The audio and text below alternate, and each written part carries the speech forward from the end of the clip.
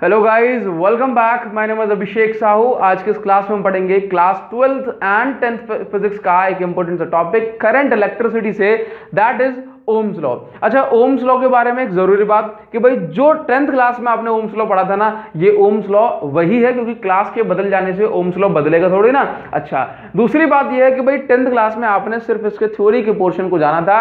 अभी हम इसके डेरिवेशन को भी समझेंगे कि भाई ओम्स लॉ में जो हम प्रूव करते हैं V is equal to IR, उसका डेरिवेशन भी हम करने वाले हैं। इसके साथ साथ जो हमारे बोर्ड एग्जाम में ग्राफ्स हमसे पूछे जाते हैं, है ना, जो छोटे छोटे वेरिएशन करके ग्राफ हमसे पूछे जाते हैं, उन ग्राफ्स को भी हम पढ़ने वाले हैं। तो बस इतनी सी बात कहूंगा कि भाई जिन स्टूडेंट्स ने क्लास 10th में इसको अच्छे से कर लिया ना, वो 12th क्लास में उनके लिए एक ब्रीफ रिवीजन है। लेकिन यदि कुछ स्टूडेंट्स ऐसे रह जाते हैं जो कि इसको 10th क्लास में किसी कारण से नहीं कर पाए, या फिर 10th क्लास उनकी वीक रह गई, तो क्या करेंगे, तो अब आप इसको आराम से समझ सकते हो, ठीक है ना। अच्छा, एक और चीज बोला, सर न्यूमेरिकल्स कब आएंगे? तो न्यूमेरिकल्स आपको कल आने वाली वीडियो में मिलेंगे, क्योंकि इस टॉपिक से, दैट मींस यहां तक की जो हमने टॉपिक को पढ़ा हुआ है उससे बहुत कम न्यूमेरिकल्स आते हैं बोर्ड में, है ना। तो जितने आते हैं, जिस टाइप के आते हैं, उसको एक सेपरेट वीडियो में, एक वीडियो में काम चल जाएगा, ठीक है ना। दूसरी बात कि न्यूमेरिकल्स जितने आपके बोर्ड में आते हैं, मैं उनको पूरी तरह से पूरे कराने की कोशिश करूंगा, तो इसलिए डरना मत बिल्कुल भी, और सारी चीज सीक्वेंस से लेंगे, इसलिए टेंशन ना लेना, ठीक है ना। देखो, तो आपसे बात करें कि भाई ओम्स लॉ क्या होता है, तो पहली चीज याद रखना कि जितने भी ओम्स लॉ दैट मैं कहूंगा, जितने भी ओम्स लॉ नहीं, जितने भी रूल्स बनते हैं, जितने भी लॉ हम अपनी बुक्स के अंदर पढ़ रहे हैं, वो सारे के सारे ऑब्जर्वेशन है। क्या है? ऑब्जर्वेशन। ऑब्जर्वेशन का मतलब क्या कि हमने क्या देखा, हमने क्या नोटिस किया अलग अलग जगहों पर, और उसके हिसाब से हम नियम कानून, दैट मीन्स लॉ बना देते हैं। फॉर एग्जाम्पल, मैं आपसे कहता हूं कि ओम्स लॉ क्या होता है, ओम्स लॉ क्या कहता है, तो देखो, ओम्स लॉ एक सिंपल सा एक्सपेरिमेंट है। अच्छा, लॉ का मतलब क्या है? लॉ का मतलब तो एक स्टेटमेंट है, एक नियम है। अच्छा, ओम ने क्या किया? पहली चीज, ओम एक साइंटिस्ट थे जिनका पूरा नाम था जॉर्ज साइमन ओम। क्या नाम था? जॉर्ज साइमन ओम। इन्होंने जो एक्सपेरिमेंट किया, उसका जो रिजल्ट निकाला, उसको उन्होंने नाम दे दिया ओम्स लॉ, दैट मीन उसका खुद का नियम है ये, ठीक है ना। अच्छा देखो, तो ओम ने, जो साइंटिस्ट थे, वो ये जानना चाहते थे कि लेट्स से हमारे पास अगर एक कंडक्टर है, पहली चीज आप मुझे ये बताओ कि कंडक्टर के अंदर अगर करंट फ्लो हो रहा है, तो उसके लिए कौन रिस्पॉन्सिबल है? तो क्या बोलोगे आप? प्लस सर, उसके लिए रिस्पॉन्सिबल है फ्री इलेक्ट्रॉन। लेकिन मेरा क्वेश्चन दूसरा है, मैंने कहा अगर एक कंडक्टर के अंदर करंट फ्लो करना है, तो ये बताओ उसके लिए कौन रिस्पॉन्सिबल है? तो आप बोलोगे फ्री इलेक्ट्रॉन। इसके साथ साथ इस कंडक्टर के पास चार्ज भी होना चाहिए, दैट मीन, सॉरी, चार्ज नहीं बोलूंगा मैं बोलूंगा पोटेंशियल डिफरेंस भी होना चाहिए। क्या होना चाहिए? पोटेंशियल डिफरेंस, ठीक है ना, क्योंकि विदाउट पोटेंशियल डिफरेंस इसके अंदर जो है ना, करंट फ्लो नहीं हो सकता, ठीक है। अब ये पोटेंशियल डिफरेंस कैसे आता है? ये पोटेंशियल डिफरेंस आता है बैटरी लगाने से, ठीक है ना। अच्छा, बेसिकली जो नॉर्मल तरीका है हमारा पोटेंशियल डिफरेंस देने का, ठीक है ना, तो हमने कहा कि भाई हमने बैटरी लगाई इसको, और जो है ना पोटेंशियल डिफरेंस आ गया। ये बैटरी है, इसका positive and negative and, positive को पॉजिटिव बनाएगा, नेगेटिव को नेगेटिव बनाएगा। लेट्स से हमने स्टार्टिंग में जो बैटरी यूज की, वो बैटरी यूज की 5 वोल्ट की, ठीक है ना। तो हमने बैटरी स्टार्टिंग में 5 वोल्ट की यूज की, तो हमने देखा कि भाई ये जो है ना, यहाँ पर ये जो इलेक्ट्रॉन्स पे positive charge side attractive force लगाएगा और ये इसको रिपेल करेगा, दैट मींस इलेक्ट्रिक फील्ड इसके अंदर बन जाएगी, और इसके इलेक्ट्रॉन इस डायरेक्शन में जाएंगे नहीं जाएंगे, क्योंकि इस साइड पॉजिटिव फेस है, तो इसके इलेक्ट्रॉन इस साइड जाएंगे, ठीक है। हमने क्या किया भाई? Potential difference. पोटेंशियल डिफरेंस मतलब इनके पोटेंशियल्स का अंतर, ठीक है ना। तो अगर 5 वोल्ट है, तो उसके अंदर कुछ करंट बनेगा, इलेक्ट्रॉन साइड मूव करे तो चार्जेस का मोशन हो, दैट मींस करंट बना। तो 5 वोल्ट पे करंट की इंटेंसिटी कुछ होगी, हमने नोट की। एक साइड लिखा यहाँ पे वोल्ट, और दूसरी साइड लिख दिया हमने करंट। तो हमने क्या किया? पहले कुछ वोल्टेज रखा, दैट मींस कुछ पोटेंशियल डिफरेंस रखा, करंट को नोट किया। फिर क्या किया हमने, जो है ना, दूसरी बार इसकी पहले लगाई थी 5 वोल्ट की, अब लगा दी 50 वोल्ट की बैटरी, तो यहां पर 50 वोल्ट का पोटेंशियल डिफरेंस आ गया। फिर हमने देखा कि भाई अब इस इलेक्ट्रॉन के ऊपर बहुत ज्यादा फोर्स लगेगा, तो अब यहां पे जो करंट की वैल्यू है वो बढ़ जाएगी। अगर आप यहां पे 5000 वोल्ट की बैटरी लगा दोगे, तो करंट क्या हो जाएगा? बोलो, और बढ़ जाएगा। तो उसका मतलब हमने जानते हैं कि जैसे जैसे आप पोटेंशियल डिफरेंस बढ़ाओगे, दैट मींस यहां पर पॉजिटिव का कुछ पोटेंशियल, नेगेटिव कुछ पोटेंशियल, तो जैसे जैसे आप पोटेंशियल डिफरेंस बढ़ाओगे, वैसे वैसे क्या होगा? वैसे वैसे करंट की वैल्यू बढ़ेगी। तो ओम्स लॉ का कहता है, देखो मेरी बात पूरी नहीं, कम से कम 5-10 मिनट तक सुनता हूं, आपको तब जाकर की चीजें क्लियर होंगी। मैंने कहा ओम्स लॉ क्या कहता है? तो ओम्स लॉ ये कहता है कि भाई जैसे जैसे आप पोटेंशियल डिफरेंस बढ़ाओगे, वैसे वैसे करंट की वैल्यू बढ़ेगी। तो हम ऐसा बोल सकते हैं भाई potential difference is directly proportional to current. क्या बोलोगे? या फिर मैं ऐसे बोलूं, current in a conductor is directly proportional to potential difference. क्या बोलोगे? एक बार और सुनो, अभी स्टेटमेंट आधा है, इसको पूरा करेंगे, ध्यान दो। मैंने कहा कि ये कंडक्टर है, इस कंडक्टर में कितना करंट फ्लो होगा किस पे डिपेंड करेगा? ये डिपेंड करेगा पोटेंशियल डिफरेंस के ऊपर। आपने 500 वोल्ट की बैटरी लगाई तो पोटेंशियल डिफरेंस ज्यादा हो गया, करंट बहुत ज्यादा फ्लो होगा। आपने 50 वोल्ट की बैटरी लगा दी तो यहाँ पे जो है ना पोटेंशियल डिफरेंस कम हो गया, है ना, यहाँ पे कम पॉजिटिव, यहाँ पे कम नेगेटिव चार्ज, तो करंट कम फ्लो होगा। तो करंट कितना फ्लो होगा किस पे डिपेंड करेगा, ये डिपेंड करेगा पोटेंशियल डिफरेंस पे। किस पे डिपेंड करेगा, पोटेंशियल डिफरेंस पे। तो हमने क्या बोला, अकॉर्डिंग टू ओम्स लॉ, बात को सुनना, नोट कर देना, according to Ohm's law current flowing in a conductor is directly proportional to the potential difference applied across the ends of conductor provided that, एक शर्त है, ये क्या है, एक शर्त है, पोटेंशियल डिफरेंस और करंट के बीच में डायरेक्टली प्रोपोर्शनल रिलेशन तो है, लेकिन एक शर्त है। बोला क्या शर्त है, शर्त सिर्फ इतनी सी है कि आपने जो ये एक्सपेरिमेंट किया है, आपने जो एक्सपेरिमेंट किया है वो आपने पहला एक्सपेरिमेंट किया, आपने रिजल्ट को नोट किया, दूसरा एक्सपेरिमेंट किया, आपने रिजल्ट को नोट किया, तीसरा एक्सपेरिमेंट किया, आपने रिजल्ट को नोट किया। इसी तरह से आपने जो है ना 10 एक्सपेरिमेंट कर लिए, आपने 10 एक्सपेरिमेंट कर लिए, और 10 का जो अगर रिजल्ट है आप देखोगे सेम नहीं आएगा, 10 का रिजल्ट है वो सेम नहीं आएगा। बोला क्यों, तो मान लो आपने पहला एक्सपेरिमेंट किया बोला 4 बजे, दूसरा एक्सपेरिमेंट किया जो है ना 5 बजे, तीसरा एक्सपेरिमेंट किया 6 बजे, चौथा 7 बजे, 8वां, और इस तरह से होते होते जो है ना पहला एक्सपेरिमेंट मान लो आपने किया मतलब सुबह के 4 बजे, और दूसरा एक्सपेरिमेंट और 10वां एक्सपेरिमेंट किया आपने कब, दोपहर के 3 बजे। तो हम देखते हैं कि ये जो रिलेशन है ना वो फुलफिल नहीं हो रहा है। हम देखते हैं कि भाई ये जो, ऐसा बोलूंगा ये रिलेशन नहीं, हम देखते हैं कि जैसे मान लो कि जो अंदर आ रहा है, जैसे मान लो कि फॉर एग्जांपल मैं आपसे कहता हूं कि पहले 1 वोल्ट पे यहाँ पे क्या हुआ कि करंट की वैल्यू मिल गई आपको 1 एम्पियर। मान लो आपने जो है ना यहाँ पे 2 वोल्ट की बैटरी लगाई, करंट आपको मिल गया 2 एम्पियर। मान लो आपने यहाँ पे 4 वोल्ट की बैटरी लगाई, आपको करंट मिल गया 4 एम्पियर, ठीक है। या फिर आप ऐसे भी बोल सकते हो, ऐसा मान लो कि आपने 1 वोल्ट की बैटरी लगाई तो करंट आपको मिल गया 10 एम्पियर।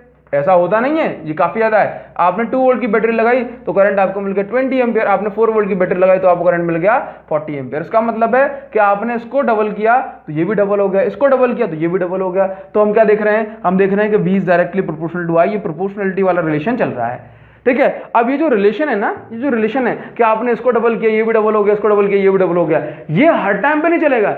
आप सुबह 4 बजे एक्सपेरिमेंट करोगे तो रिजल्ट कुछ और आएगा, और दोपहर को 4 बजे एक्सपेरिमेंट करोगे तो रिजल्ट कुछ और आएगा। बोला ऐसा क्यों, ऐसा क्यों, तो ऐसा इसलिए कि आप ध्यान से देखो, सुबह 4 बजे टेम्परेचर क्या होता है, तो सुबह 4 बजे टेम्परेचर होता है कम, ठीक है ना। टेम्परेचर कम होगा तो इनके पास जो टेम्परेचर के कारण आने वाली एनर्जी, दैट मींस इलेक्ट्रॉन्स के पास थर्मल एनर्जी होगी, वो क्या होगी, बोला कम होगी। टेम्परेचर कम तो थर्मल एनर्जी कम, थर्मल एनर्जी कम, दैट मींस एनर्जी कम मिली तो क्या कम, बोला रैंडम मोशन कम, ठीक है ना। अगर रैंडम मोशन कम तो क्या हो जाएगा, ये आपस में एक दूसरे से कोलिजन कम करेंगे, टकराएंगे कम। अगर रैंडम मोशन कम तो कोलिजन कम, और कोलिजन कम तो कोलिजन कम का मतलब क्या, कम टकराएंगे तो ये इलेक्ट्रॉन यहां से लेके यहां तक जल्दी पहुंच जाएगा। दैट मीन्स उसके रास्ते में रुकावट कम हो गई। मैंने क्या बोला कि अगर रैंडम मोशन कम तो फिर कोलिजन कम, और अगर कोलिजन कम तो फिर रुकावट कम, दैट मीन्स रेजिस्टेंस कम, लेस, ठीक है ना। और अगर रेजिस्टेंस कम तो उसका मतलब है कि भाई इस इलेक्ट्रॉन के रास्ते में रुकावट कम आई, दैट मीन्स रेजिस्टेंस कम आई, दैट मीन्स बाधा कम आई, ऑब्स्ट्रक्शन कम आई, तो फिर करंट कैसा हो जाएगा, बोला ज्यादा हो जाएगा। क्या बोला मैंने, करंट कैसा हो जाएगा, रेजिस्टेंस कम तो करंट ज्यादा। क्लियर इतनी बात को समझो एक बार फिर। तो आपने जो है ना अब पहला एक्सपेरिमेंट किया 4 बजे, दूसरा एक्सपेरिमेंट किया आपने शाम के दोपहर के 4 बजे। दोपहर के 4 बजे टेम्परेचर ज्यादा होता है। अब सुनना, टेम्परेचर ज्यादा तो थर्मल एनर्जी ज्यादा, तो ये रैंडम मोशन ज्यादा करेंगे, रैंडम मोशन ज्यादा करेंगे तो आपस में दूर टकराएंगे, ज्यादा टकराएंगे तो फिर ये इलेक्ट्रॉन यहां से यहां तक पहुंचने में ज्यादा टाइम लेगा। तो अगर यहां पर आपने क्या किया, टेम्परेचर बढ़ाया, टेम्परेचर के बढ़ाने से क्या हो जाएगा, इसमें रैंडम मोशन ज्यादा होगा, यानी कि इसके रास्ते में रुकावट ज्यादा आएगी। तो टेम्परेचर का मतलब है कि अगर आप टेम्परेचर को बढ़ाओगे तो आपकी जो रेजिस्टेंस है यानी कि रुकावट है वो भी बढ़ जाएगी, और अगर आपने टेम्परेचर बढ़ाया तो रुकावट यानी कि रेजिस्टेंस बढ़ गई, और अगर रेजिस्टेंस बढ़ गई तो फिर आपका जो करंट हो जाएगा वो क्या हो जाएगा, कम हो जाएगा। तो उसका मतलब क्या है कि टेम्परेचर अगर आप बढ़ाओगे तो करंट की वैल्यू कम हो जाएगी। तो बात समझ गए कि पहला एक्सपेरिमेंट अगर आपने जो है सुबह 4 बजे करोगे तो करंट ज्यादा मिलेगा, उतने ही वोल्टेज पे, अगर आप उतने ही पोटेंशियल डिफरेंस पे, अगर आप उतने ही पोटेंशियल डिफरेंस पे शाम को 4 बजे अगर दोपहर को 4 बजे अगर आप एक्सपेरिमेंट करोगे तो उतने ही पोटेंशियल डिफरेंस पे आपको करंट की वैल्यू कम मिलेगी। बात समझ गए? तो यहां से हमें एक पॉइंट ध्यान रखना चाहिए कि जब भी हम ओम्स लॉ में बार बार अलग अलग एक्सपेरिमेंट करें तो हमारी जो फिजिकल कंडीशन है, क्या फिजिकल कंडीशन, क्या बोला मैंने बोला फिजिकल कंडीशन जो है वो कैसी रहनी चाहिए, वो कांस्टेंट रहनी चाहिए। कैसी रहनी चाहिए? Physical condition should be constant. ठीक है ना। नाउ आगे आने वाली बात सुनो, फिजिकल कंडीशन में कौन कौन आता है? तो फिजिकल कंडीशन में हमने बोला कि भाई टेम्परेचर आ रहा है, ठीक है ना। दूसरी बात, और क्या क्या चीजें नहीं बदलनी चाहिए पहले एक्सपेरिमेंट और दूसरे एक्सपेरिमेंट में, तभी तो हम बोलेंगे ना कि always V is directly proportional to I. तो टेम्परेचर कांस्टेंट रहना चाहिए, इसके साथ साथ जो है ना लेंथ, पहला क्या लिख दें, बोला टेम्परेचर, दूसरा क्या लिख दें, दूसरा लिख दो लेंथ, क्या लिख दो, लेंथ। तो लेंथ भी कांस्टेंट रहनी चाहिए। तीसरी चीज क्या, बोला area, area of cross section. अच्छा ऐसा क्यों? तो देखो हमने कहा कि भाई आपको समझ में तो आ गया रेजिस्टेंस का मतलब क्या, रेजिस्टेंस का मतलब है चार्जेस के रास्ते में आने वाली रुकावट, ठीक है ना, चार्जेस के रास्ते में आने वाली रुकावट। ये जो है ना आपकी कैसी रहनी चाहिए, बोला अगर हम चाहते हैं कि भाई टेम्परेचर कांस्टेंट हो जाएगा तो आपकी रेजिस्टेंस कांस्टेंट हो जाएगी। अच्छा मैंने कहा कि अगर हमने क्या किया कि लेंथ को कम ज्यादा करेंगे तो क्या हो जाएगा, मान लो अगर आपने इसी को जो है ना पतला बना दिया, दैट मीन इसका जो एरिया ऑफ क्रॉस सेक्शन छोटा कर दिया, तो ये इलेक्ट्रॉन सिकुड़ जाएंगे ना, ये इलेक्ट्रॉन क्या हो जाएंगे, बोले ये इलेक्ट्रॉन पास पास में आ जाएंगे, पास पास में आ जाएंगे तो फिर क्या होगा भाई, रैंडम मोशन होगा तो ये आपस में इनको जगह नहीं मिलेगी और ये आगे नहीं पहुंच पाएंगे। तो इसका मतलब क्या हुआ, इसका मतलब होगा कि रेजिस्टेंस इनवर्सली प्रोपोर्शनल है एरिया ऑफ क्रॉस सेक्शन के। कैसा है, resistance inversely proportional area of cross section के। नहीं समझे बात को? मैंने कहा कि भाई इसका area of cross section, area of cross section समझते हो, जैसे मान लो मैंने कहा कि भाई सामने से दिखने वाला फेस, जैसे मान लो कि मेरे पास एक चौक है, तो इस चौक का एरिया ऑफ क्रॉस सेक्शन का मतलब क्या, ये जो सर्कुलर फेस आपको दिखाई दे रहा है ये इसका एरिया ऑफ क्रॉस सेक्शन है। तो अगर आपने इस कंडक्टर को मोटे से पतला बना दिया, that means area of cross section को छोटा कर दिया, तो बताओ इलेक्ट्रॉन के रास्ते की रुकावट यानी कि रेजिस्टेंस बढ़ गई या कम हो गई? क्या बोलोगे, रेजिस्टेंस बढ़ गई। बात क्लियर हो रही है? तो क्या बोलोगे, resistance is inversely proportional to area of cross section, ठीक है ना। अच्छा मैंने कहा कि इस इलेक्ट्रॉन की अगर आपने लेंथ बढ़ा दी, क्या बढ़ा दी, लेंथ, अगर आपने इस इलेक्ट्रॉन की लेंथ बढ़ा दी तो फिर क्या होगा कि मान लो अगर ये आपका कंडक्टर इतना बड़ा है, इतना बड़ा, तो ये जो इलेक्ट्रॉन है यहां से लेके इसके दूसरे एंड तक आएगा तो उसको ज्यादा टकराना पड़ेगा ना, आपस में एक दूसरे से ज्यादा टकराएंगे क्योंकि अब इसका रास्ता बढ़ गया। अगर रास्ता बढ़ गया तो उसका मतलब क्या है कि इसको जो ना बहुत रास्तों तक डर डर के चलना पड़ेगा। बात समझ गए? तो क्या बोलोगे कि लेंथ के बढ़ जाने से क्या हो रहा है, लेंथ के बढ़ जाने से इसके पास ज्यादा चांसेस होते हैं कोलिजन के। छोटा पाइप है कम टकराएगा, बड़ा पाइप है ज्यादा टकराएगा। समझ गए? पाइप का मतलब है कंडक्टर, ठीक है। तो क्या बोलोगे यहाँ पे कि रेजिस्टेंस और किस पर डिपेंड करती है, रेजिस्टेंस डिपेंड करती है लेंथ पर। क्लियर है तेरी बात? तो यहां से मैं क्या समझ में आया कि रेजिस्टेंस का कॉन्सेप्ट हमने पढ़ लिया, resistance directly proportional to length and inversely proportional to area of cross section, ठीक है ना। अच्छा तो हमने कहा कि अगर आप length, area of cross section of wire and temperature को, इन तीन चीजों को कांस्टेंट रखते हैं, temperature, length, area of conductor, तब जाकर के हम बोलेंगे कि तब V is directly proportional to I होता है। बात समझ गए? तो हमने क्या बोला कि ओम्स लॉ तो बहुत छोटी सी कहानी है और उस छोटी सी कहानी के दौरान हमें कुछ छोटी छोटी सी बातों को ध्यान रखना है। मैंने क्या बोला, मैंने बोला कि भाई ओम्स लॉ क्या कहता है, तो ओम्स लॉ ये कहता है कि according to Ohm's law current in a conductor, मुझे सुनना, according to Ohm's law current in a conductor is directly proportional to potential difference applied across its end provided that physical conditions like temperature, length, area of cross section should be constant in each experiment or in each repetition. Are you getting my point? चलिए बहुत अच्छी सी बात है। अच्छा देखो, तो जब हम ये एक्सपेरिमेंट करते हैं जो है ना ओम्स लॉ वाला, तो आपको हिंदी में एक बार और बोल दें इसकी डेफिनेशन। ओम्स लॉ ये कहता है कि पोटेंशियल डिफरेंस, ओम्स लॉ ये कहता है कि किसी कंडक्टर में कितना करंट फ्लो होगा ये डिपेंड करेगा पोटेंशियल डिफरेंस पर, डायरेक्टली प्रोपोर्शनल होगा कंडीशन क्या है, कंडीशन शर्त सिर्फ इतनी सी है कि आपका जो length, area of cross section और टेम्परेचर कांस्टेंट रहना चाहिए, और कांस्टेंट क्यों रहना चाहिए ये भी मैंने आपको बता दिया है। क्लियर इतनी बात। तो देखो यहां से हमने क्या पढ़ लिया, यहां से हमने पढ़ लिया कि भाई यहां पे हम ध्यान देंगे कि भाई V is directly proportional to I। क्या बोलोगे, V is directly proportional to I। अच्छा, एक बात और आपको पता है, जो लोग नहीं जानते वो सुन लो। मैंने कहा कि भाई करंट को मेजर करने के लिए एक डिवाइस होता है जिसका नाम क्या होता है, जिसका नाम होता है एमीटर। क्या नाम होता है इसका, एमीटर। बोला सर हम तो जानते हैं। अच्छा, जानते हो, हमें पता है, जानते हो ना। अच्छा, एमीटर, एमीटर का मतलब क्या है, कैसे बना ये एमीटर नाम बना एम्पियर मीटर से। किससे बना, एम्पियर मीटर से। इसको शॉर्ट हम बोल देते हैं एमीटर। एम्पियर का मतलब है करंट की यूनिट, तो एम्पियर को मेजर करने वाला जो डिवाइस है वो है एमीटर। एमीटर को जब भी सर्किट में कनेक्ट किया जाए तो हमेशा इसको सीरीज में कनेक्ट करते हैं। किसके अंदर, सीरीज में। कैसे कनेक्ट करते हैं, मतलब सीरीज में। अच्छा, बोला सीरीज में क्यों, क्योंकि हम जानते हैं कि अगर हमें इस सर्किट के अंदर कितना करंट फ्लो हो रहा है, अगर हमें ये मेजर करना है तो हमें इसको कैसे लगाना पड़ेगा, सीरीज में। बोला क्यों, देखो मैंने कहा कि मेरे पास जो है ना ये दो कंडक्टर हैं इस तरह से, ठीक है। जैसे मान लो कि ये एक ब्रांच है, यहाँ से ये आई और जो है ना ये दो जगह डिस्ट्रीब्यूट हो गई, ठीक है। चलिए, तो और ये दो है जो है ना यहाँ पे जाकर के मिल जाती है। मैंने कहा आपको जो है ना एमीटर लगाने को दे दिया गया कि भैया जो है ना एमीटर लगा दो उसमें, ठीक है। आपने एमीटर जो है ना यहाँ पे लगा दिया। तो अगर आप एमीटर यहाँ पर लगाओगे, दैट मीन्स पैरेलल में लगाओगे, तो फिर मुझे ये बात बताओ, क्या ये एमीटर इस सर्किट का पूरा करंट मेजर करेगा। बोला नहीं, ये कहाँ का करंट मेजर करेगा, जितना इससे पास हो रहा है। तो एमीटर अगर हम लगाना चाहते हैं तो हमें कहाँ लगाना होगा, अगर पूरी सर्किट का मेजरमेंट करना है तो हमेशा कहाँ लगाओगे, सीरीज में। सीरीज में का मतलब है ऐसी जगह लगाना जहां से इसके अंदर पूरा का पूरा चार्ज फ्लो होता हो, ठीक है ना। तो एमीटर लगाने का तरीका क्या, तो एमीटर कहाँ लगाओगे, बोले यहाँ एमीटर लगाओगे यहाँ पे, यहाँ पे भी लगा सकते हो, डजंट मैटर, क्योंकि यहाँ पे तो एक ही बात है, कोई दिक्कत नहीं है, ठीक है। इसके बाद वोल्ट मीटर कहाँ लगाते हैं, तो वोल्ट मीटर क्या मेजर करता है, वोल्ट मतलब पोटेंशियल डिफरेंस। ये देखो पोटेंशियल्स का अंदर कहाँ पे है, इन दोनों एंड्स पर, इन दोनों फेसेस पर।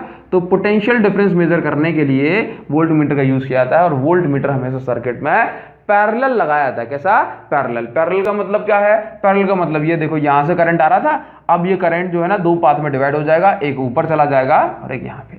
क्लियर है बात, क्योंकि पोटेंशियल डिफरेंस दोनों एंड के अक्रॉस होता है ना, यहाँ पर पॉजिटिव यहाँ पे नेगेटिव। तो वोल्ट मीटर एक जगह लगाए कैसे पता पड़ेगा, वोल्ट मीटर तो ऐसे ही लगाना पड़ेगा ना, पॉजिटिव और नेगेटिव दोनों साइड आ जाए। क्लियर है बात। तो इस तरह से पोटेंशियल मीटर और दैट मीन्स वोल्ट मीटर और एमीटर को लगाया जाता है, ठीक है। नाउ कम टू डेरिवेशन, है ना, इस चीज को और थोड़ा समझते हैं। मैंने कहा कि भाई ओम्स लॉ से हमने इतना पढ़ लिया, V is directly proportional to I। Now V is equal to, अगर हम जो है ना यहां से ऐसा बोलें कि प्रोपोर्शनलिटी साइन हटाया तो यहां से एक कांस्टेंट आ गया, that is called proportionality constant, ठीक है ना। कितना है, बोला R is equal to I। Clear.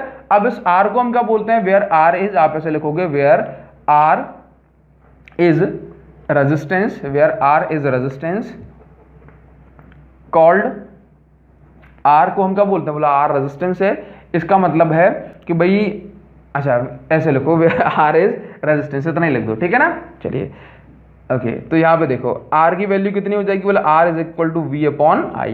अब आपको पता पड़ गया कि रेजिस्टेंस किन फैक्टर पर डिपेंड करती है, ये हमने पढ़ ही लिया अभी जिस पढ़ा है वो रेजिस्टेंस डायरेक्टली प्रोपोर्शनल है लेंथ की। जितना बड़ा, जितना लंबा कंडक्टर होगा, एक इलेक्ट्रॉन के रास्ते में उतनी ही रुकावट आएगी, उतना ही ज्यादा वो टकराएगा, ठीक है ना। इनवर्सली प्रोपोर्शनल है एरिया ऑफ क्रॉस सेक्शन के। क्लियर है तेरी बात, ठीक है ना। और रेजिस्टेंस किस पर डिपेंड करता है, रेजिस्टेंस डिपेंड करता है हमारी फिजिकल कंडीशन, जैसे कि टेम्परेचर।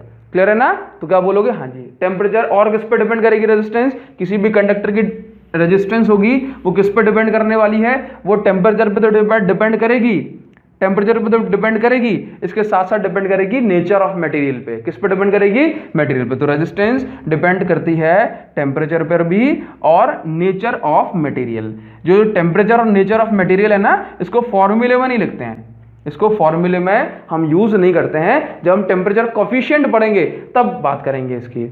क्लियर है ना, कि कितना टेम्परेचर बढ़ाने से रेजिस्टेंस कितनी बढ़ती है, ठीक है। तो देखो आपको यहाँ पे एक बात समझ में आ रही है कि रेजिस्टेंस का फॉर्मूला क्या, R is equal to V upon I। Clear है, ठीक। अब देखो अब क्या होता है ना कि अगर हम V और I का एक ग्राफ बनाए, किसका ग्राफ बनाए, V और I। V और I का मतलब है कि पोटेंशियल डिफरेंस अगर हम क्या बोले, अगर हम पोटेंशियल डिफरेंस और इसका ग्राफ बनाए तो उस ग्राफ को हम किस तरह से रिप्रेजेंट करते हैं, इसके बाद जो है ना कुछ छोटी छोटी चीजें आपको इसमें जानना जरूरी हो जाएंगी। ठीक है, लेट्स से मैंने कहा कि भाई ये जो ग्राफ है, सबसे पहला जो ग्राफ हम समझ रहे हैं, अब इन सारी बातों को बहुत अच्छे से बहुत आराम से समझना है आपको, क्योंकि क्वेश्चन में आपके एग्जाम में यहाँ से, मतलब एग्जाम में आपके क्वेश्चन यहाँ से आते हैं। मैंने कहा भाई ये मैंने v को दिखाया और मैंने इसको i को दिखाया। ठीक है ना, अब आपके 10th क्लास में क्या होता था कि भाई v और i के बीच में सिंपल एक ग्राफ आपको चाहिए था। पहली चीज मैं आपको बताऊं, एक कंडक्टर आपके दो टाइप के, कितने टाइप के कंडक्टर हमारे, दो टाइप के, एक होते हैं ओमिक कंडक्टर और एक होते हैं नॉन ओमिक। एक होते हैं ओमिक OHMIC ओमिक कंडक्टर और एक होते हैं नॉन ओमिक कंडक्टर। अगर मैं बात करता हूं आपसे ओमिक कंडक्टर की, तो ओमिक कंडक्टर वो होते हैं जो ओम्स लॉ को फॉलो करते हैं, जैसे कि कॉपर हमारा ओम्स लॉ को फॉलो करते हैं, और नॉन ओमिक कंडक्टर वो होते हैं जो ओम्स लॉ को फॉलो नहीं करते। ठीक है ना, तो नॉन ओमिक कंडक्टर हम पढ़ेंगे जब हम बहुत आगे तक पहुंचेंगे सेमी कंडक्टर वाले चैप्टर में, दैट मींस फिजिक्स के एंड में। ठीक है ना, तो मैंने कहा ओमिक कंडक्टर के लिए जो ग्राफ होता है VI ग्राफ, वो हमेशा कैसा होता है, लीनियर, है ना, कैसा होता है, एक linear, that means straight line. और ये जो लीनियर ग्राफ है ये हमेशा रिप्रेजेंट करेगा किसको, ये रिप्रेजेंट करेगा रेजिस्टेंस को। क्लियर है तेरी बात? नाउ मैं आपसे कहता हूं कि हमें क्या करना है, सबसे पहले शॉर्टकट जानेंगे और उसके बाद जो है ना लॉन्ग कट के हिसाब से चीजों को समझने की कोशिश करेंगे। ठीक है ना, मैंने कहा कि अब हमेशा याद रखो कि अगर मैं VI ग्राफ रिप्रेजेंट कर रहा हूं, ठीक है ना, तो किसकी रेजिस्टेंस ज्यादा होगी, तो जिसका स्लोप ज्यादा है। क्या, देखो स्लोप मतलब ये एंगल, ये थीटा, जिसका थीटा ज्यादा, जिसका स्लोप ज्यादा VI ग्राफ में, उसकी रेजिस्टेंस ज्यादा। अच्छा एक चीज याद रखना, कि याद रखो कि ये बात कब के लिए एप्लीकेबल होगी, ये बात जब के लिए एप्लीकेबल होगी जब B जो है ना हमारे y एक्सिस में हो और x, और जो करंट है हमारे x एक्सिस में। ठीक है ना, चलो मैंने कहा आपसे कि मेरे पास जो है दो कंडीशन है। देखो ठीक है ना, पहली चीज जैसे मान लो कि मैंने कहा कि भाई एक छोटी सी प्रैक्टिस करें कि ये हो गया आपका R1 और ये हो गया R2। तो पहले तो हम याद रखेंगे जो VI ग्राफ के बीच में जो रिलेशन है, दैट मींस ये क्या है भाई, रेजिस्टेंस, ये है रेजिस्टेंस 2। ठीक है ना, लेट्स से मैंने कहा कि भाई ये आपका I हो गया और ये आपका हो गया B। अब इन चीजों को समझना, पहले हम देखेंगे R1 बड़ा है या R2, उसके बाद जो है ना कॉन्सेप्ट से भी समझ, दैट मींस पहले कॉन्सेप्ट समझेंगे और फिर किससे समझेंगे, फिर जो है ना एक ट्रिक ढूंढ लेंगे खुद के लिए। ठीक है ना, अच्छा ऐसे बताते हैं इसको, पहले ये हो गया आपका V और ये हो गया आपका I। ठीक है ना, इसके अकॉर्डिंग। ठीक है, नाउ मैंने कहा कि भाई कौन सी रेजिस्टेंस बड़ी है, तो देखो यहां से देखो कि मुझे 5 एम्पियर करंट, जैसे मान लो कि अगर मैं इस पॉइंट को नाम दे दूंगा 5 एम्पियर, ठीक है ना, तो और इस पॉइंट को नाम दे दिया मैंने 10 वोल्ट, तो ये वाला जो पॉइंट होगा ना वो 10 वोल्ट से कम ही होगा ना, तो लेट्स से मैंने इसको नाम दे दिया 4 वोल्ट। ठीक है ना, अब देखो ध्यान से देखना कि ये वाले केस में मुझे 4 वोल्ट अप्लाई करने पर ही कितना करंट मिल गया, 5 एम्पियर। ठीक है ना, तो 4 वोल्ट अप्लाई करने पे 5 एम्पियर करंट मिल गया। ठीक है, जबकि ये वाले केस में देखो मैंने 10 वोल्ट अप्लाई किया, 10 वोल्ट अप्लाई करने पे 5 एम्पियर करंट मिला। तो इसका मतलब क्या है कि यहाँ पे मुझे ज्यादा ताकत लगानी पड़ी तब जाके 5 एम्पियर करंट मिला। तो इसकी रेजिस्टेंस क्या, R1 क्या है, बोला R1 बड़ी है, रेजिस्टेंस बड़ी है तभी तो 10 वोल्ट पे सिर्फ 5 एम्पियर करंट मिला, जबकि इसकी वाली जो रेजिस्टेंस है वो छोटी है, रुकावट इसमें कम है, तभी तो 4 वोल्ट अप्लाई करने पर ही सिर्फ मुझे 5 एम्पियर करंट मिल गया। तो उसका मतलब R1 बड़ी है, R2 छोटी है, R1 बड़ी और R2 छोटी। क्लियर इतनी बात? तो देखो यहां पर क्या हो गया भाई, जो ऊंचा है, जो ज्यादा स्लोप है, जिसका स्लोप ज्यादा है, जो ज्यादा ऊंचाई पर है, V और I, इस तरह से y एक्सिस में V हो, x एक्सिस में I, तो इस तरह के VI ग्राफ में हम देखते हैं कि जिसका स्लोप बड़ा उसकी रेजिस्टेंस बड़ी, तो R1 बड़ा है और R2 छोटा। नाउ इसी चीज को दूसरे कंडीशन में समझते हैं और फिर आपसे एक छोटे से क्वेश्चन पूछेंगे। ठीक है ना, नाउ मैंने आपसे कहा कि भाई आपके सामने दूसरा ग्राफ हम कुछ इस तरह से बनाते हैं। अब इसमें जो है ना हमने कंडीशन बना दी, ये हो गया आपका I और ये हो गया आपका B। अब इसको समझना, एक ये ग्राफ और ये ग्राफ। ठीक है, मैंने इसको नाम दिया R1 और इसको नाम दिया R2। अब आपसे पूछा जा रहा है भाई R1 बड़ा है या R2 बड़ा है, कैसे बताएंगे? तो देखो इस पॉइंट को मार्क कर लिया मैंने कहा कि भाई ये 5 वोल्ट हो गया।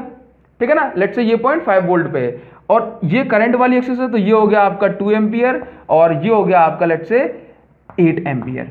ठीक है, अब इसको समझो कि 5 वोल्ट अप्लाई करने पे मुझे यहां पर सिर्फ कितना मिला, ये वाली रेजिस्टेंस के लिए केवल 2 एम्पियर करंट, जबकि ये वाली रेजिस्टेंस के लिए मुझे 5 वोल्ट अप्लाई करने पे 8 एम्पियर करंट मिल गया। तो इसका मतलब है कि R1 कैसी है, छोटी है, देखो 5 वोल्ट अप्लाई करने पे मुझे 8 एम्पियर करंट मिल गया, और ये वाले के लिए देखो 5 वोल्ट अप्लाई करने पे सिर्फ 2 एम्पियर का करंट मिला, तो इसका मतलब ये वाली रेजिस्टेंस छोटी, रुकावट कम। तो R1 छोटी है और R2 बड़ी है। अब बात समझ में आई, बात समझ में आ गई। तो अब बताओ कौन सी रेजिस्टेंस बढ़ी, तो अब ये वाली रेजिस्टेंस बड़ी हो गई। पहले कौन सी थी, पहले ये वाली रेजिस्टेंस बड़ी थी। तो इसका मतलब हम समझ गए कि अगर मैं VI ग्राफ की बात करूं तो जिसका स्लोप ज्यादा है उसकी रेजिस्टेंस ज्यादा, पहचान जाओगे, अब देखते ही मार्क कर दोगे, ठीक है ना। और अगर मैं IV ग्राफ की बात करूं तो जिसका स्लोप छोटा है उसकी रेजिस्टेंस बड़ी होगी। यहां पे देखो, इतनी बात ठीक है ना।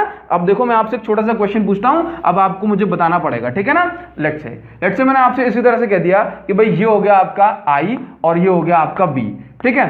चलो ये देखो, ये हो गई अपनी रेजिस्टेंस आपकी R2 और ये हो गई रेजिस्टेंस R1, ठीक है ना, और ये हो गई आपकी रेजिस्टेंस R0। अब मुझे बताओ कि कौन बड़ा है, किस में दम है, सबसे बड़ी रेजिस्टेंस किसकी है। तो देखो IV ग्राफ है ना, तो नीचे से देख लेना भाई, कहां से देखोगे, नीचे से। तो जिसका स्लोप छोटा उसकी रेजिस्टेंस बड़ी, ठीक है ना। तो देखो R2, इसका स्लोप छोटा है ना, इससे ज्यादा एंगल है इसका, तो R2, उसके बाद R2 सबसे बड़ी, फिर R1 और सबसे छोटी कौन सी, R0, ठीक है ना। चलिए ये कौन सा है, I और V में अगर आप दिखा रहे हो तो, ठीक है। अगर मैं इसको ऐसे पलट दूं तो क्या हो जाएगा, इसको पलट दूंगा VI, तो फिर क्या हो जाएगा, VI में क्या, जिसका एंगल बड़ा उसकी रेजिस्टेंस बड़ी, तो इसका एंगल सबसे बड़ा, दैट मींस R0 सबसे बड़ी है, इसके बाद आपकी R1 और फिर R2। क्लियर है तेरी बात समझ में आ पा रही है। चलिए अब इसके बेसिस पर जो है ना किस तरह से और आपसे क्वेश्चन पूछे जाते हैं, एक बार इसको देख लो, ठीक है। देखो बात समझ पा रहे हो। चलिए जी, नेक्स्ट ग्राफ आपको मिला कुछ इस तरह से। लेट्स से ये आपका हो गया I और ये हो गया आपका V, ठीक है ना। अब किसी भी तरह से पूछ जाए आप बता दोगे, ठीक है ना। आपसे कहा गया कि भाई 2 बार एक्सपेरिमेंट किया गया, एक बार एक्सपेरिमेंट किया गया, ये एक्सपेरिमेंट का नाम है A, ये A एक्सपेरिमेंट किया गया T1 टेम्परेचर पे, और जो B एक्सपेरिमेंट किया गया वो किया गया T2 टेम्परेचर पे। आपसे पूछ रहा है T1 और T2 में से कौन बड़ा है, कैसे बताओगे, पहले रेजिस्टेंस पता कर लो किसकी बड़ी है। कौन सा ग्राफ है, IV ग्राफ में जो नीचे है उसकी रेजिस्टेंस बड़ी, तो ये जो B नीचे है ना इसकी रेजिस्टेंस बड़ी है ना, इसकी रेजिस्टेंस बड़ी। अब सोचो कि हमने टेम्परेचर और रेजिस्टेंस के बीच में क्या रिलेशन पढ़ा है, टेम्परेचर बढ़ाओगे रैंडम मोशन बढ़ जाएगा, तो टकराना ज्यादा होगा, कोलिजन ज्यादा होने से रेजिस्टेंस बढ़ जाएगी। तो जिसकी रेजिस्टेंस बड़ी, B की रेजिस्टेंस बड़ी है ना, तो उसका मतलब है B का टेम्परेचर भी बड़ा होगा। तो इसका मतलब क्या है कि T2 बड़ा है, T1 छोटा। मेरी बात समझ में आ पा रही है आपको। एक बार फिर सुनो, मैंने आपसे कह दिया कि भाई ये मेरे पास जो है ना IV ग्राफ है, ये रहा मेरे पास IV ग्राफ।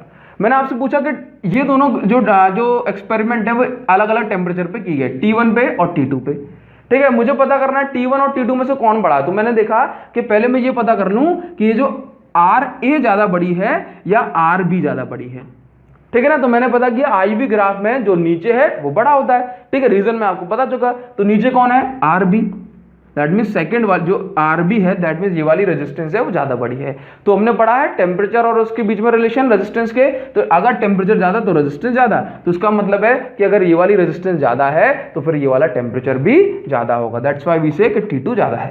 क्लियर है इतनी बात। अच्छा, इस तरह से क्वेश्चन पूछे जाते हैं हमारे बोर्ड एग्जाम में। इसके बाद हमारे एग्जाम में जो क्वेश्चन है वो कुछ इस तरह से भी पूछा जाता है। लेट्स से हमने जो है ना IV ग्राफ बनाया, यहाँ पे देखो IV बना दें VI, अब तो आप पहचान जाओगे, ठीक है। लेट्स से मैंने कहा कि भाई ये I है और ये V है, ठीक है। अब मैंने जो है ना यहाँ पे इस तरह दिखाया 1 2 और ये 3, ठीक है, 1 2 और ये 3, ठीक है। मैंने कहा कि भाई पहली बार एक्सपेरिमेंट किया आपका A, दूसरी बार एक्सपेरिमेंट किया नाम दिया B, तीसरी बार एक्सपेरिमेंट किया नाम दिया C, ठीक है। तीनों बार जो हमारी लेंथ थी क्या थी, तीनों बार अलग अलग पोजीशन में मैंने कहा कि जो लेंथ थी कंडक्टर की वो L1, दूसरी बार लेंथ थी जो हमारे कंडक्टर की L2, तीसरी बार जो हमने कंडक्टर लिया उसकी लेंथ थी L3। इन तीनों की लेंथ नहीं ना अपनी, ये तो रेजिस्टेंस को रिप्रेजेंट कर रही है, ठीक है ना। मैंने कहा कि हमने जो है ना 3 बार एक्सपेरिमेंट किया, ठीक है, 3 बार एक्सपेरिमेंट किया तो इसकी रेजिस्टेंस हो गई A, B और ये C। हमें बताना है कि भाई L1 L2 L3, that means 3 bar experiment किया ना तो अलग अलग लेंथ वाला कंडक्टर लिया। आपसे पूछा गया है कि L1 L2 और L3 में से कौन सी लेंथ ज्यादा बड़ी है? तो क्या बोलोगे भैया, क्या बोलोगे आप? बोलना कि कौन बड़ा हो सकता है। तो हमने तो पढ़ा है कि भाई रेजिस्टेंस, हमने पढ़ लिया ना कि resistance is directly proportional to L। Resistance is directly proportional to L। Question में दिया जाएगा कि आपको जो है ना रेडियस, मटेरियल वगैरह सब कुछ सेम है, बस लेंथ अलग अलग है, ठीक है ना। तो हमने पढ़ा resistance is directly proportional to L, ठीक है। जिसकी रेजिस्टेंस बड़ी, इसका मतलब है कि उसकी लेंथ भी बड़ी। तो हम तीनों में से पता कर लो कि रेजिस्टेंस किसकी ज्यादा है। जिसकी रेजिस्टेंस ज्यादा, उसी वाले जो है ना एक्सपेरिमेंट में कंडक्टर बड़ा यूज किया गया, ठीक है ना। Are you getting my point? मैंने कहा कि आपने 3 बार एक्सपेरिमेंट किए अलग अलग कंडक्टर के साथ, ठीक है। अलग अलग कंडक्टर की लेंथ अलग अलग थी। आपसे पूछा जा रहा है कि भाई ये बताओ कौन से कंडक्टर की लेंथ सबसे ज्यादा है, L1, L2, L3। तो हम पता कर लेंगे कि भाई किसकी, जिसकी रेजिस्टेंस सबसे ज्यादा उसकी लेंथ भी सबसे ज्यादा, ठीक है ना। तो देखो IV ग्राफ में रेजिस्टेंस किसकी ज्यादा होती है? जो सबसे नीचे है। तो इसका मतलब है कि ये वाला जो है ना, ये C वाला जो एक्सपेरिमेंट है उसकी रेजिस्टेंस सबसे ज्यादा, RC की रेजिस्टेंस सबसे ज्यादा। तो उसका मतलब है कि इसकी रेजिस्टेंस ज्यादा ना, तो उसका मतलब ये बड़ा कंडक्टर होगा, तभी तो लेंथ बड़ा कंडक्टर होगा, तभी तो रुकावट ज्यादा आई। तो उसका मतलब है ये L3 सबसे बड़ा, उसके बाद L2 सबसे बीच वाला, और L1 क्या, सबसे छोटा कंडक्टर यहां पे होगा। ध्यान दे पाओगे इस बात को? चलिए नेक्स्ट सुनो। अब जो है ना नेक्स्ट जो है ना किस तरह से पूछा जाता है आपसे, एक बार इसको जानो, ठीक है ना। बैटरी है अपने कैमरे में? चलिए ठीक है, अभी तो चार्ज अपना कैमरा, ठीक है। देखो ध्यान से, अब क्वेश्चन आपसे कुछ इस तरह से पूछा जाएगा, ठीक है। अब ये 10th क्लास से थोड़ा सा आगे बढ़ गए ना अपन, ठीक है। लेट्स से आपको बता दिया यहाँ पे कि ये 3, 1 2 और ये 3, ठीक है ना। 1 2 और ये 3। यहाँ पे लेट्स से हमने बोल दिया कि भाई ये आपका I हो गया और ये B हो गया, ठीक है ना। जैसी आपकी मर्जी, भाई इसको V कर दो, इसको V कर दो और इसको I कर दो, कोई फर्क नहीं पड़ेगा, ठीक है। अब जो है ना क्वेश्चन को ध्यान से सुनना, ध्यान सुनना क्वेश्चन को। क्वेश्चन में कहा गया है कि हमारे पास 2 रेजिस्टेंस हैं, एक है R1 एक है R2, ठीक है। हमारे पास 2 रेजिस्टेंस है, एक है R1 एक है R2, और एक रेजिस्टेंस है R1 और R2 का सीरीज कॉम्बिनेशन। क्या कहा मैंने? एक हमारे पास 2 रेजिस्टेंसेस हैं, या फिर बोलूं 3 रेजिस्टेंस हैं, एक है R1 एक है R2 और एक है R1 और R2 का सीरीज कॉम्बिनेशन। आपको याद रखना है कि रेजिस्टेंसेस सीरीज कॉम्बिनेशन में क्या हो जाती हैं? सिंपल ऐड हो जाती हैं। क्या बोला मैंने? कि रेजिस्टेंसेस सीरीज कॉम्बिनेशन में ऐड हो जाती हैं, जबकि कैपेसिटेंस सीरीज कॉम्बिनेशन में 1/C1 1/C2 होता है, ठीक है ना। तो देखो हमारे पास क्या है कि भाई 3 रेजिस्टेंसेस हैं, एक R1 है अकेली, एक R2 है और एक R1 और R2 का सीरीज कॉम्बिनेशन है, ठीक है। अब आपसे पूछा गया कि भाई ये बताओ इन तीनों में से सीरीज कॉम्बिनेशन कौन सा है। मेरा पॉइंट नहीं समझे आप, ठीक है ना। अब आपको ये बताना सीरीज कॉम्बिनेशन कौन सा है। तो लेट्स से मैंने कहा भाई R1 की वैल्यू 2, R2 की वैल्यू 2 और सीरीज कॉम्बिनेशन की वैल्यू कितनी हो जाएगी फिर? 4, क्योंकि सीरीज कॉम्बिनेशन में रेजिस्टेंस ऐड होती हैं, 4 ओम। क्लियर है तेरी बात? नाउ अब मैं आपसे कहता हूं कि भाई ये बताओ कि इसमें जो है ना कि सीरीज कॉम्बिनेशन कौन सी है, R1 R2 या R3। तो देखो सीरीज कॉम्बिनेशन में रेजिस्टेंस ज्यादा है ना, तो इसका मतलब है कि सीरीज रेजिस्टेंस किसमें ज्यादा, कौन सी वाली रेजिस्टेंस ज्यादा है? BI ग्राफ में जो ऊपर है उसकी रेजिस्टेंस ज्यादा, तो इसकी रेजिस्टेंस ज्यादा है, दैट मींस R3 की वैल्यू ज्यादा। तो ये जो R3 है ना, देखो R3 की वैल्यू ज्यादा है ना सीरीज कॉम्बिनेशन में, ये जो R3 है ना यही आपकी सीरीज में कनेक्टेड है। किस में कनेक्टेड है? सीरीज में कनेक्टेड है, ठीक है ना। तो इस तरह से आप पहचान सकते हो। काफी सारे जो है ना इसमें वेरिएशन आ सकते हैं, तो अगर आप इतनी प्रैक्टिस करोगे तो आपसे अब ये सारी चीजें बनने लगेंगी। अब आप समझ पाओगे ना चीजों को कि ग्राफ में किस तरह से वेरिएशन किए जाते हैं। क्लियर इतनी बात? नाउ इसको हटाएं, अब आप हेडिंग बनाओ, अब आप हेडिंग बनाओ डेरिवेशन फॉर, हेडिंग बनाओ डेरिवेशन फॉर ओम्स लॉ, ठीक है। ऐसे बोल दो भाई डेरिवेशन फॉर ओम्स लॉ, ठीक है ना। हमें ओम्स लॉ को प्रूव करना है, दैट मींस ये जो हमने V/I की वैल्यू निकाली है ना, R = V/I, बस को प्रूव करना है।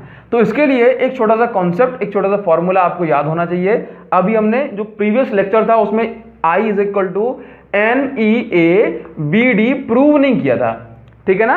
vd क्या है, vd है आपकी ड्रिफ्ट वेलोसिटी, vd क्या है, vd है आपकी ड्रिफ्ट वेलोसिटी, ठीक है ना। तो अभी के लिए हम जो है ना अगले रिलेशन में इसको डिराइव करेंगे अगले लेक्चर में, लेकिन अभी के लिए आप ये जानो कि करंट और ड्रिफ्ट वेलोसिटी का ये रिलेशन होता है, ठीक है ना। तो I is equal to n e a b d. N क्या है, एन है आपकी इलेक्ट्रॉन की density, number of free electron की डेंसिटी, ठीक है ना। ई क्या है, एक इलेक्ट्रॉन के ऊपर चार्ज, ए क्या है, एरिया ऑफ क्रॉस सेक्शन, और ड्रिफ्ट वेलोसिटी आप जानते हो, ठीक है ना। तो ड्रिफ्ट वेलोसिटी का जो फॉर्मूला होता है वो होता है आपका e into e upon m into tau, ये पढ़ा है हमने, ठीक है ना। हमने इसका माइनस साइन नहीं लिया, केवल मैग्नीट्यूड ले लिया, ठीक है ना। नाउ तो बस हमें कुछ नहीं करना कि भाई I is equal to n e A, इस Vd की वैल्यू को पुट करते हैं, कितनी हो जाएगी भाई, E into e upon m into tau.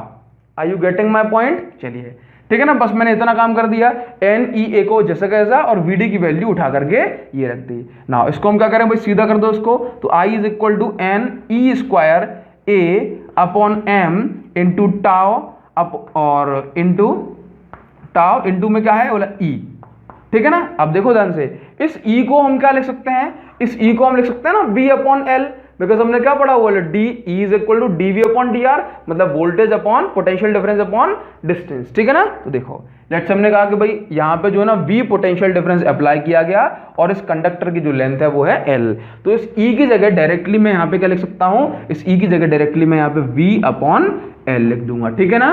तो देखो मुझे क्या प्रूव करना है, मुझे प्रूव करना है वी अपॉन आई, क्या प्रूव करना है, वी अपॉन आई। तो देखो यहाँ पे वी छोड़ दिया मैंने और आई को ले गया इसके नीचे, यहाँ पे वी छोड़ दिया यहीं के यहीं, आई को ले गया इसके नीचे। अब इन सारी चीजों को ट्रांसफर कर दूं, एम एल और अपॉन में क्या आ गया, n e square A tau, देखो ध्यान से आ गया, ध्यान से देखो m l n e square A tau, मतलब क्रॉस मल्टीप्लाई मैंने कर दिया।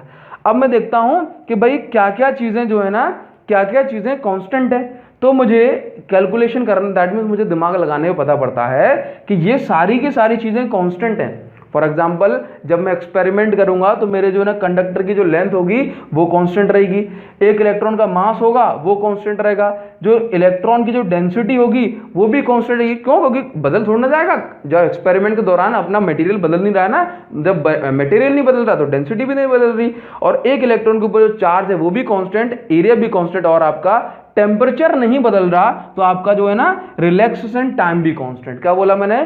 टेम्परेचर अगर नहीं बदल रहा तो रिलैक्सेशन टाइम भी कांस्टेंट। और हमने क्या बोला है कि ओम्स लॉ में जब एक्सपेरिमेंट करेंगे तो टेम्परेचर नहीं बदलेगा, तो ये सारी की सारी चीजें कांस्टेंट।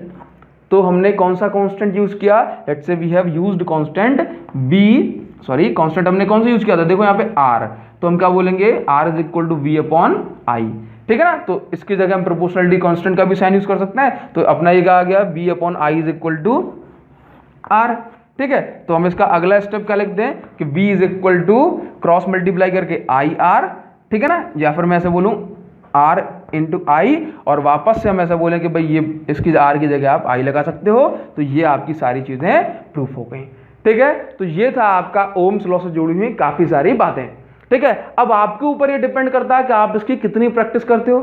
प्रैक्टिस करोगे ना अच्छे से प्रैक्टिस करोगे तो आपके कॉन्सेप्ट भी खिल जाएंगे, ठीक है ना। तो देखो, तो जरूरी बात क्या है, जरूरी बात सिर्फ इतनी सी है कि डेली बेसिस पर पढ़ाई करो, रेगुलर पढ़ाई करो, जो कि आप कर रहे हो मुझे मालूम है, ठीक है ना। तो बस इतनी सी बात कहूंगा।